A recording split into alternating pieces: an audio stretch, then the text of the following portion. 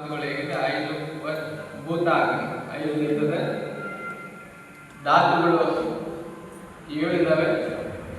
ಅದು ಧಾತು ಅಗ್ನಿ 7. ಈ ಅಗ್ನಿಗಳು ಸರಿಯಾಗಿ ಕೆಲಸ ಮಾಡಬೇಕು. ಭಸ್ತ್ರಿಕಾ ಅಭ್ಯಾಸದ ಜೊತೆಗೆ ಮಾಡ್ತಾ ಇರಿ.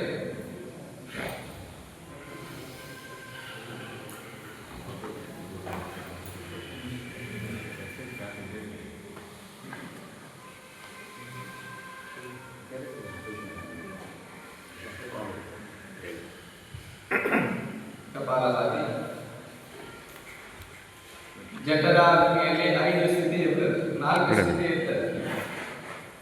ಜಠರಾಗ್ನಿಯಲ್ಲಿ 4 ಸ್ಥಿತಿ ಇರ್ತದೆ. ಒಂದು ವಿಷಮ ಅಗ್ನಿ, ಬರ್ಕೊಳ್ಬೇಡಿ, ಬರೀ ಕೇಳಿ ಅಷ್ಟೇ, ತಲೆ ಒಳಗೆ ಇಟ್ಕೊಳ್ಳಿ. ಮನೆಗೆ ಹೋದ್ಮೇಲೆ ಅದು ನೆನಪು ಮಾಡ್ಕೊಂಡು ಬರೀ. ಅದು ಬರ್ಕೊಂತ ಕೂತ್ರೆ ಸಮಯನೂ ಆಗ್ತದೆ, ಮತ್ತೆ ಅಭ್ಯಾಸಗಳನ್ನ ಆಗ್ತದೆ. ಹಾಗೆ ಕೇಳ್ತಾವೆ. ಜಠರಾಗ್ನಿಯಲ್ಲಿ 4 ಸ್ಥಿತಿ ಇರ್ತದೆ. ಒಂದು ವಿಷಮ ಅಗ್ನಿ. ವಿಷಮ ಅಗ್ನಿ ಅಂದ್ರೆ ಹೇಳ್ತಕ್ಕಂಥದ್ದು ನಮ್ಮ ಅಗ್ನಿ ಏನಿರ್ತದೆ, ಒಂದ್ಸರಿ ತೀವ್ರವಾಗಿ ಜಾಸ್ತಿ ಉರಿತದೆ, ಒಂದ್ಸರಿ ನಿಧಾನವಾಗಿರ್ತದೆ, ಒಂದ್ಸರಿ ಮಂದವಾಗಿರ್ತದೆ. ಈ ರೀತಿ ಅಸ್ತವ್ಯಸ್ತ ಇರ್ತದೆ. ಅದೇನಿರ್ತದೆ, ವಾತ ದೋಷದಿಂದ ನಿರ್ಮಾಣ ಆಗ್ತದೆ. ವಾತ ದೋಷದಿಂದ ನಿರ್ಮಾಣ ಆಗಿ ನಮ್ಮ ದೇಹದಲ್ಲಿ ಹೊಟ್ಟೆಯಲ್ಲಿ ಕೆಲವರಿಗೆ ಗುಡು ಗುಡು ಗುಡು ಗುಡು ಗುಡು ಗುಡು ಸೌಂಡ್ ಬರ್ತದೆ, ಗುಡು ಗುಡು ಗುಡು ಗುಡು ಆಗ್ತದೆ. ವಾತ ಹೊಟ್ಟೆಯಿಂದ ಮೇಲ್ಬಂದಂಗೆ ಆಗ್ತದೆ, ಗುಡು ಗುಡು ಗುಡು ಗುಡು ಗುಡು. ಇದೇನಿದು ವಿಷಮ ಅಗ್ನಿ. ವಿಷಮ ಅಗ್ನಿ ಅಂತಂದ್ರೆ ಅಂದ್ರೆ ನಮ್ದು ಅಗ್ನಿ ಸರಿಯಾಗಿಲ್ಲ. ಜಠರಾಗ್ನಿ ಒಂದ್ಸರಿ ತೀವ್ರವಾಗಿರ್ತದೆ, ಒಂದ್ಸರಿ ಮಂದವಾಗಿರ್ತದೆ, ಒಂದ್ಸರಿ ಸಮನಾಗಿರ್ತದೆ. ಇದೇನಾಗ್ತದೆ, ಆಹಾರ ಸರಿಯಾಗಿ ಪಚನಗೊಳ್ಳಂಗಿಲ್ಲ. ಅವಾಗ ವಾತ ಅಧಿಕತೆಯಿಂದ ಅದು ಆಗ್ತದೆ. ಅವಾಗ ಹೊಟ್ಟೆಯಲ್ಲಿ ಗುಡು ಗುಡು ಸೌಂಡ್ ಬರ್ತದೆ. ಕೆಲವರು ಗುರು ಗುರು ಅಂತ ಹಿಂಗ ಹೊಟ್ಟೆ ಗುಡು ಗುಡು ಗುರು ಅಂತ ಏನೋ ಬಂದಂಗ ಆಗ್ತದೆ, ವಾಯು ಮೇಲೆ ಅದಕ್ಕೆಲ್ಲ ಕೆಲವರಿಗೆ ಅದು ಏನು ವಿಷಮ ಅಗ್ನಿ. ಇನ್ನ ತೀಕ್ಷ್ಣ ಅಗ್ನಿ. ತೀಕ್ಷ್ಣ ಅಂದ್ರೆ ತೀವ್ರವಾಗಿರ್ತದೆ ಅಗ್ನಿ, ಬಹಳ ಜಗತ್ತಲ್ಲಿ ತೀಕ್ಷ್ಣ ಇರ್ತದೆ. ಇದು ಪಿತ್ತ, ಅಧಿಕ ಪಿತ್ತವಾದಾಗ ಅದು ಆ ರೀತಿ ಇರ್ತದೆ. ಅದೇನಾಗ್ತದೆ, ನಾವು ತಿಂದಿರ್ತಕ್ಕಂಥ ಆಹಾರ ಬೇಗ ಡೈಜೆಸ್ಟಿವ್ ಮಾಡಿರ್ತದೆ. ಡೈಜೆಸ್ಟಿವ್ ಮಾಡಿ ಆಹಾರ ಅಲ್ಲಿ ಜೀರ್ಣ ಆದ ತಕ್ಷಣ ಏನಾಗ್ತದೆ, ಹೊಟ್ಟೆ ಉರಿ ಬರ್ತದೆ, ನಾಲಿಗೆ ಎಲ್ಲ ಒದ್ದೆ ಇದು ಒಣಗ್ತದೆ, ತುಟಿ ಎಲ್ಲ ಒಣಗ್ತದೆ, ಸಂಕ ಆಗ್ತದೆ. ಇದೇನಿರ್ತದೆ ತೀಕ್ಷ್ಣ ಅಗ್ನಿ. ತೀಕ್ಷ್ಣ ಅಗ್ನಿಯ ಒಂದು ಲಕ್ಷಣ. ಇನ್ನ ಮಂದ ಅಗ್ನಿ. ಮಂದ ಅಂದ್ರೆ ನಾವು ತಿಂದಿರ್ತಕ್ಕಂಥ ಸ್ವಲ್ಪ ಆಹಾರ ತಿಂದ್ರೂ ಸಹಿತ ಅದು ಜೀರ್ಣಗೊಳ್ಳಕ್ಕಿಲ್ಲ, ನಿಧಾನಕ್ಕೆ ಜೀರ್ಣ ಆಗ್ತದೆ. ಅದು ಏನು ಕಫ ದೋಷವನ್ನ ಹೆಚ್ಚಾಗಿತ್ತಂದ್ರೆ ಇದಾಗ್ತದೆ. ಅವಾಗ ಏನಾಗ್ತದೆ, ಕಫನೂ ಹೆಚ್ಚಾಗ್ತದೆ, ಕೆಮ್ಮು, ನೆಗಡಿ, ಆಸ್ತಮ ಇತರ ಸಮಸ್ಯೆಗಳು ಬರ್ತದೆ. ಇದಕ್ಕೆ ಕಫ ಮಂದ ಅಗ್ನಿ. ಇನ್ನೊಂದು ಸಮಾನ ಅಗ್ನಿ. ಸಮಾನ ಅಗ್ನಿಯಲ್ಲಿ ಏನಿರ್ತದೆ, ನಾವು ತಿಂದಿರ್ತಕ್ಕಂಥ ಆಹಾರ ಸರಿಯಾದ ಸಮಯಕ್ಕೆ ಸರಿಯಾದ ಆಹಾರವನ್ನು ತಿಂದಾಗ ಅದು ಸರಿಯಾಗಿ ಡೈಜೆಸ್ಟ್ ಮಾಡ್ತದೆ. ಇದೇನಿರ್ತದೆ, ಆರೋಗ್ಯ ಸ್ಥಿತಿ ಇರ್ತದೆ. ಇದಕ್ಕೆ ಸಮಾನ ಅಗ್ನಿ. ಜಠರಾಗ್ನಿಯಲ್ಲಿ 4 ಸ್ಥಿತಿ. ವಾತದಿಂದ ವಿಷಮಾಗ್ನಿ, ಪಿತ್ತದಿಂದ ತೀಕ್ಷ್ಣ ಅಗ್ನಿ, ಮಂದ ಕಫ. ಮಂದ ಅಗ್ನಿ ಕಫ ದೋಷವನ್ನ ಹೆಚ್ಚು ಮಾಡ್ತದೆ. ಸಮನಾಗಿರ್ತದೆ.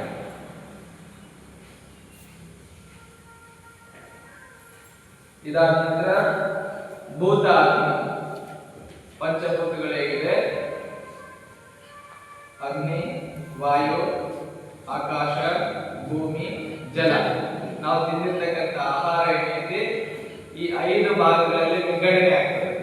ಇದು ಲಿವರ್ನಲ್ಲಿ ವಿಂಗಡಣೆ ಆಗಿ ನಮ್ಮ ದೇಹದಲ್ಲಿ ತಿಂದಿರ್ತಕ್ಕಂಥ ಆಹಾರವನ್ನ ನಮ್ಮ ಹೊಟ್ಟೆ ಸ್ಟಮಕ್ ಅದು ಡೈಜೆಸ್ಟಿವ್ ಮಾಡಿ ಲಿವರ್ಗೆ ಕಳಿಸುತ್ತೆ. ಲಿವರ್ನಲ್ಲಿ 5 ಭಾಗಗಳಲ್ಲಿ 5 ರಸಗಳಾಗಿ ವಿಂಗಡಣೆ ಆಗ್ತದೆ. ರಸ ಆದ ತಕ್ಷಣ ಏನಾಗ್ತದೆ, 5 ಭಾಗಗಳಲ್ಲಿ ಈ 5 ತತ್ವಕ್ಕೆ ಬೇಕಾಗ್ತಕ್ಕಂಥ 5 ವಿಭಾಗಗಳಾಗ್ತದೆ. ನಂತರ ಅದು ಒಂದು ಕೀಟ ಭಾಗ, ಅಂದ್ರೆ ರಸ ಭಾಗ.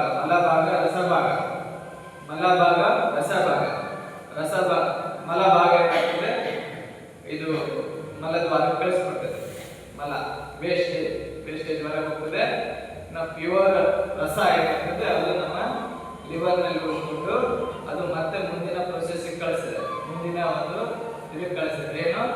ರಸ, ರಕ್ತ, ಮಾಂಸ, ಮೇದ, ಅಸ್ಥಿ, ಮಜ್ಜ, ಶುಕ್ರ. ಶುಕ್ರ ಪುರುಷರಲ್ಲಿ, ಸ್ತ್ರೀಯರಲ್ಲಿ ರಜೋವರ್ಗ. ಹೀಗೆ 7 ಧಾತುಗಳನ್ನ ನಿರ್ಮಾಣ ಮಾಡುವಂಥದ್ದು. ರಸದಿಂದ ಇಲ್ಲೂ ಸೇರಿದ ಕೆಲವೊಂದು ಭಾಗದಲ್ಲಿ ಒಂದೊಂದೊಂದೊಂದು ರಸ ಆದ ನಂತರ ಅದನ್ನ ರಸದಿಂದ ರಕ್ತ ಉತ್ಪತ್ತಿಯಾಗಿ ರಸ ಭಾಗವನ್ನ ಇದು ಮಾಡಿ ಅಲ್ಲಿ ಮಲ ಭಾಗ ಉತ್ಪತ್ತಿ ಆಗುತ್ತೆ. ಆ ಮಲ ಭಾಗವನ್ನು ಮತ್ತೆ ಕಳಿಸ್ತದೆ. ರಸದಲ್ಲಿ ರಕ್ತ ಆದ ನಂತರ ರಕ್ತದಿಂದ ಮತ್ತೆ ನಮ್ಮ ದೇಹದ ಬೇರೆ ಬೇರೆ ಭಾಗಗಳಲ್ಲಿ ಹೋಗ್ತದೆ. ಬೇರೆ ಬೇರೆ ಭಾಗದಲ್ಲಿ ಹೋದಾಗ ರಸ ರಕ್ತ ಮಾಂಸವನ್ನ ತಯಾರು ಮಾಡ್ತದೆ. ಅಲ್ಲಿಯೂ ಸಹಿತ ಮಲಭಾಗ, ಅಲ್ಲಿ ಕ್ರಿಯೆಗಳನ್ನು ನಡಿಬೇಕಾದ್ರೆ ಮಲಭಾಗ ಆಗ್ತದೆ, ಅದನ್ನು ಹೊರಗಡೆ ತೆಗಿತಾ ಹೋಗ್ತದೆ. ಹೀಗೆ ಮಾಂಸ, ಮೇದ, ಅಸ್ಥಿ, ಮಜ್ಜ, ಶುಕ್ರ, ಈಗ ಒಂದೊಂದೇ ಭಾಗಗಳು ತಯಾರಾಗ್ತಾ ಹೋಗ್ತದೆ. ಅದಕ್ಕೊಂದು ಪೋಷಣೆ ಮಾಡ್ತದೆ, ಮತ್ತೆ ಮುಂದಿನ ಭಾಗಕ್ಕೆ ಕಳಿಸ್ಕೊಡ್ತದೆ. ಈಗ ಕೊನೆಗೆ ಏನಾಗ್ತದೆ? ಶುಕ್ರ ತಯಾರಾಗ್ತದೆ. ಆ ಶುಕ್ರ ಏನೈತೆ ಅದು ಊರ್ಜಾ, ನಮ್ಮ ಶಕ್ತಿಯ ಕೇಂದ್ರವಾಗಿದೆ. ಅದನ್ನ ನಾವು ಮೂಲ ಬಂಧವನ್ನಾಗಿ ಅದನ್ನು ಊರ್ಧ್ವಮುಖವಾಗಿ ನಾವು ಮೇಲ್ಮುಖವಾಗಿ ಆಡಿಸಿದಾಗ ಏನಾಗ್ತದೆ? ಅದು ನಮ್ಮಲ್ಲಿ ಒಂದು ತೇಜಸ್ಸು, ಓಜಸ್ಸು, ಕಾಂತಿಯನ್ನ ತರ್ತದೆ. ಅವರ ನಿರ್ಮಾಣ ಆಗ್ತದೆ. ಒಂದು ಶರೀರ ಭಾಗದಲ್ಲಿ ಒಂದು ಅವರ ನಿರ್ಮಾಣ ಆಗ್ತದೆ. ಯಾವಾಗ ಆ ಶುಕ್ರವನ್ನ ನಾವು ಸರಿಯಾಗಿ ಪೋಷಣೆ ಮಾಡಿ ನಮ್ಮ ಶರೀರದಲ್ಲಿ ಆ ಶಕ್ತಿಯನ್ನು ಕೊಡುವಂತ ಭಾಗ ಆಗ್ತದೆ. ಈಗ ಅನೇಕ ವಿಚಾರಗಳಿದೆ, ಇಷ್ಟು ವಿಚಾರ ನಾವು ಸಾಕು. ಒಂದು ಪುಸ್ತಕ ಬರ್ತದೆ, ಆಯುರ್ವೇದ ವಿಜ್ಞಾನ ಅಂತ. ಇದು ಬಹಳ ಅದ್ಭುತ ಪುಸ್ತಕ ಇದೆ.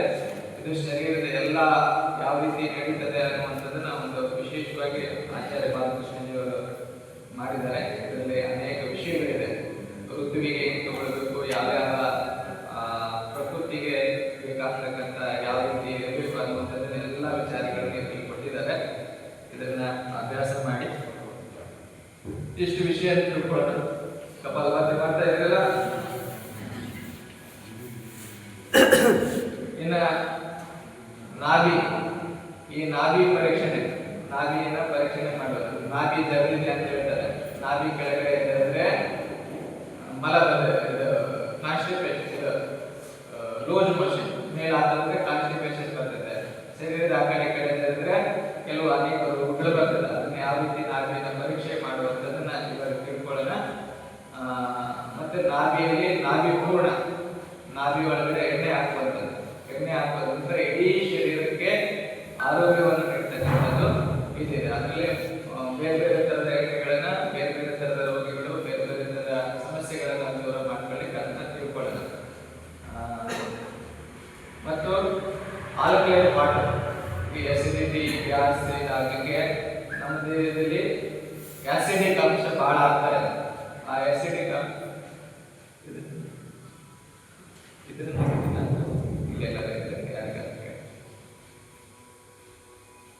ಆಸಿಡಿಕ್ ನಮ್ಮ ದೇಹದಲ್ಲಿ ಆಸಿಡಿಕ್ ಜಾಸ್ತಿಯಾಗಿ ನಮ್ಮ ಈ ಜಾಯಿಂಟ್ ಪೇನ್ ಇರ್ಬೋದು, ಇವೆಲ್ಲ ಸಮಸ್ಯೆಗಳು ಉಂಟಾಗ್ತದೆ.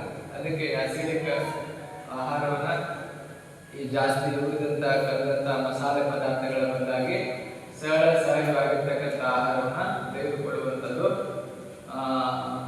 ಅದಕ್ಕಾಗಿ ತರಕಾರಿ ಹೆಚ್ಚು, ಸೌತೆಕಾಯಿ, ಮೂಲಂಗಿ, ಗಜರಿ, ಹೀರೆಕಾಯಿ, ಬೆಂಡೆಕಾಯಿ, ಪಡವಲಕಾಯಿ, ಇವೆಲ್ಲ ಕಾಯಿಗಳು ಬಹಳ ಸರಳವಾಗಿ ಡೈಜೆಸ್ಟ್ ಆಗ್ತದೆ ಮತ್ತು ನಮ್ಮ ದೇಹದಲ್ಲಿ ಅನುಕೂಲ ಮಾಡ್ತದೆ.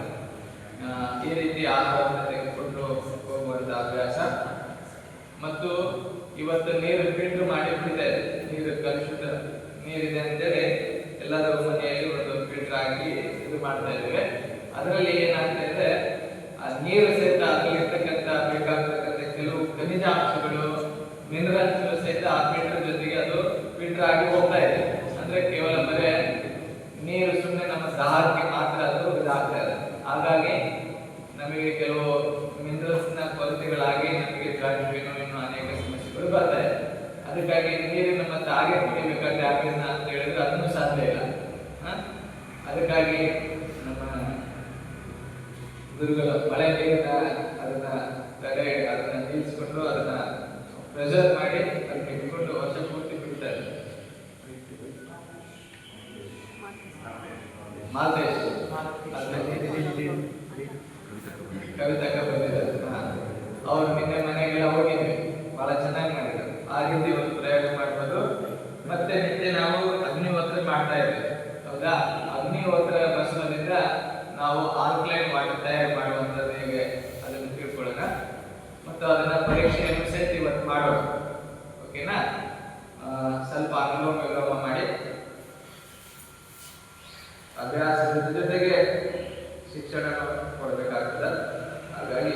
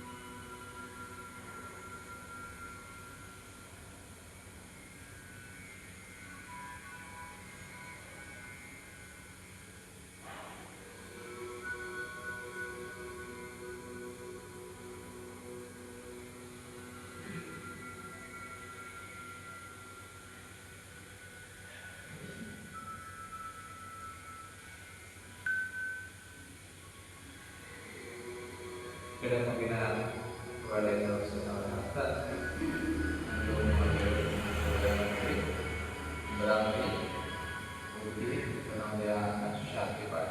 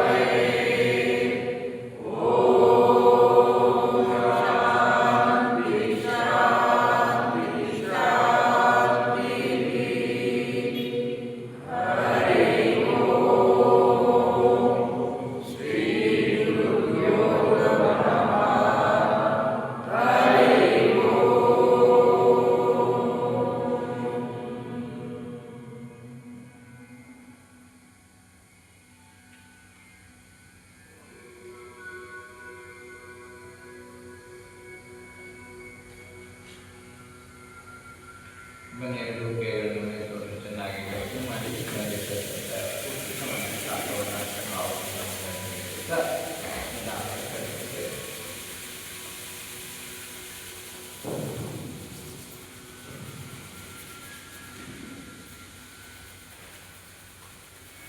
ಉದರಕ್ಕೆ ಹೊಟ್ಟೆಗೆ ಸಂಬಂಧಪಟ್ಟಂತ ಅನೇಕ ವಿಷಯಗಳನ್ನ ನಾವು ತಿಳ್ಕೊಂಡಿದ್ದೇವೆ. ಇದಕ್ಕೆ ಎಕ್ಸ್ಪ್ರೆಷನ್ ಈ ಮೇನ್ ಗಂಟವನ್ನ ಈ ರೀತಿ ಅದನ್ನ ಈ ರೀತಿ ಕಟ್ಕೊಳ್ತಾ ಇರೋದು. ಈ ರೀತಿ ಕಟ್ಕೊಂಡ್ರೆ ಹೊಟ್ಟೆ ಚೆನ್ನಾಗಿ ಆಗ್ತದೆ. ಇಲ್ಲಿ ಗೊತ್ತಿದಾಗ ಯಾರು ಇದೆ ಅವ್ರ ಹೊಟ್ಟೆ ಚೆನ್ನಾಗಿದೆ ಅಂತ. ಹೊಟ್ಟೆ ಏನಾದರೂ ತೊಂದರೆ ಇತ್ತಂದ್ರೆ ಇದನ್ನೂ ಕಾಣಿಸ್ಬಾರ್ದು.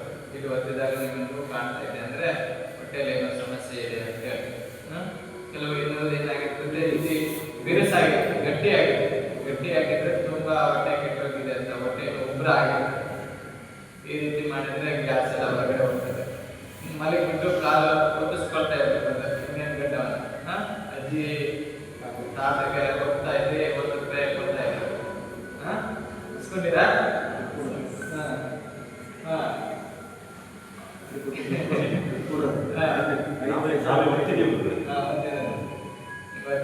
ಇದೇ ರೀತಿ ತುಂಬಾ ಸುಸ್ತಾದಾಗ ಸಹಿತ ಈ ರೀತಿ ಒತ್ತಿದ್ರೆ ರಿಲ್ಯಾಕ್ಸೇಷನ್ ಆಗ್ತದೆ. ಇದು ವಜ್ರಾಸನದಲ್ಲಿ ಸಹಿತ ಅನುಕೂಲ ಆಗ್ತದೆ. ಮಲಗಿಬಿಟ್ಟು ಈ ರೀತಿ ಒತ್ತಿದ್ರೆ ಎಂತ ಗ್ಯಾಸ್, ಸುಸ್ತು, ಹೊಟ್ಟೆ ತೊಂದರೆಗಳು ಸಹಿತ ಕಡಿಮೆ ಆಗ್ತದೆ ಈ ರೀತಿ ಒತ್ತುವುದು.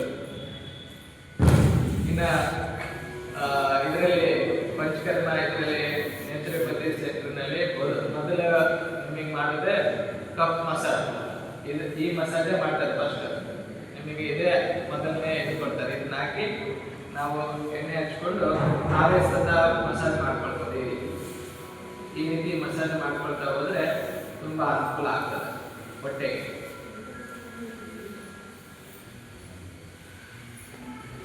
ಎಣ್ಣೆ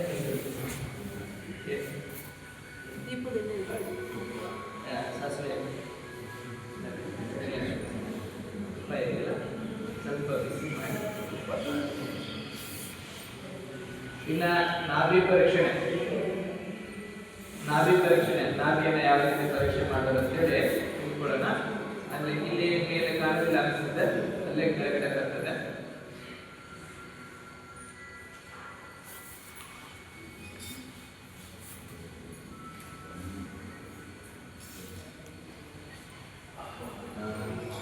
ಮತ್ತೆ ಸಂಜೆ ಕ್ಲಾಸ್ನಲ್ಲಿ ಕೆಲವು ವಿಷಯಗಳನ್ನ ತಿಳ್ಕೊಳ್ಳೋಣ. ಅಯ್ಯೋ, ಸಂಜೆ ಕ್ಲಾಸ್ ಇದೆ, ಬನ್ನಿ. ಈಶ್ವರ ಇದೆ, ಒಳ್ಳೆ ಹೇಳ್ಕೊಡ್ತಾರೆ. ತುಂಬ ಜನ ಬರ್ತಾರಲ್ಲ,